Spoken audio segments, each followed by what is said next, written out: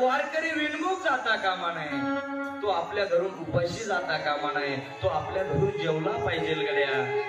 म्हणून संत कबीर महाराजांनी एका कोपऱ्यामध्ये जाऊन 2 पाय वरती केले, पायामध्ये मुंडकं घातलं आपलं शिर आणि ढसा ढसा रडायला लागले. अरे वारकरी घरी येणार आहे, पण वारकऱ्यांकरिता करायचं काय साधूंच्या घरी काही नाही, फक्त काय सदा जन जन टाळ, सदा जन जन टाळ, फक्त टहाळे. आता काय करावं, वारकरी घरी येणार आहे, विनमुख जाता कामा नाही. म्हणून काय करावं, एका कोपऱ्यामध्ये रडताय संत कबीर महाराज. पण तेवढ्यामध्ये त्यांचा मुलगा संत कमाल महाराज आले. दादा बाबा का रडता, बाबा कशा करता रडता बाबा, कारण काय बाबा. संत कबीर महाराज सांगायला लागले, पोरा ज्ञानोबरायचं पत्र आहे, आलेलं आहे की आम्ही काही वारकरी तुमच्याकडे जेवायला येणार आहे, आणि आता काय जावं त्यांना. दादा काळजी करू नका दादा, आपण दुकानदाराकडे जाऊ. अरे त्याची पहिली उधारी बाकी आहे, तो देईल का आपल्याला. संत कमाल महाराज म्हणायला लागले, बाबा अजिबात काळजी करू नका, वाटलं तर आपण ते दुकान फोडू बाबा, आपण ते दुकानात चोरी करू बाबा, पण संत विनमुख जाता कामा नाही बाबा. काय संतांची परिस्थिती महाराज. एक अपेक्षेने फक्त आपल्या घरी संत येणार आहे, आणि ते उपाशी जाता कामा नाही गड्या.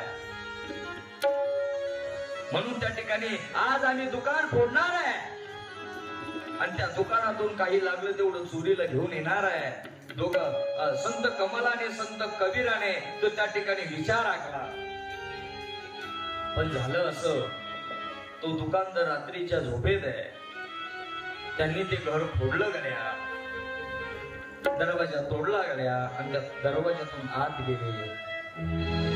पण ऐका, आत गेल्यानंतर त्यांना जेवढं सामान लागलं तेवढं त्यांनी भरलं, आणि ते दुकानदार तिथं झोपलेले.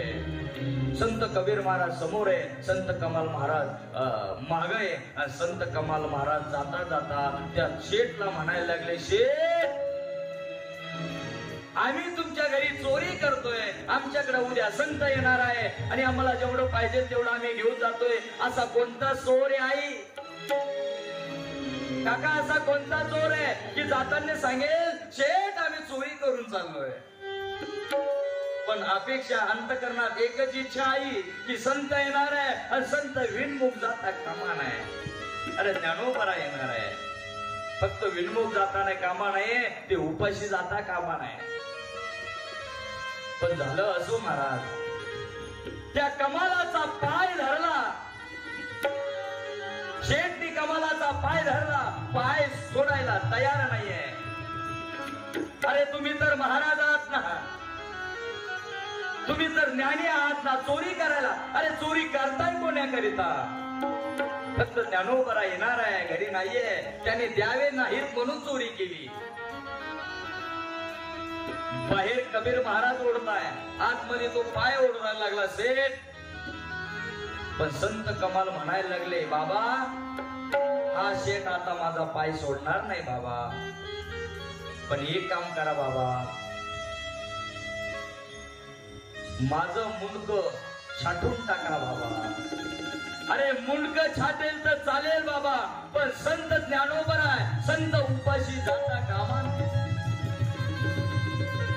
अरे कोणता बाप आहे, कोणता बाप आहे की तो आपल्या मुलाचं मुंडक छाटेल गड्या.